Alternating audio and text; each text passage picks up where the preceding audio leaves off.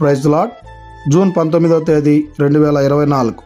ఈరోజు దేవుడు బలపరచు వాక్యము, యెహోవాను నమ్ముకొనువాడు ధన్యుడు, యెహోవా వానికి ఆశ్రయముగా ఉండును. ఇర్మియా గ్రంథము 17వ అధ్యాయం 7వ వచనము. ప్రేమైనటువంటి దేవుని బిడ్డలారా, ఈ ఉదయకాల సమయంలో మన జీవితంలో మనము అనేక వారి మీద నమ్మకం ఉంచుకొని వారైనా మనల్ని మోసం చేసి ఉండొచ్చేమో, కానీ ఆ యేసుక్రీస్తు ప్రభుల వారి మీద మనము నమ్మకం ఉంచుకున్నట్లయితే ఆయన మనకు ఆశ్రయముగా ఉంటానని చెప్పి దేవుని మాటలు సెలవిస్తూ ఉన్నాయి.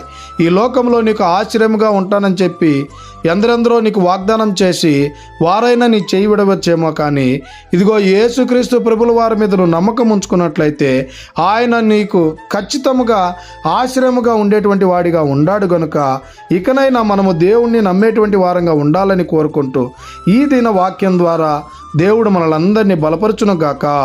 ఆమేన్. God bless you.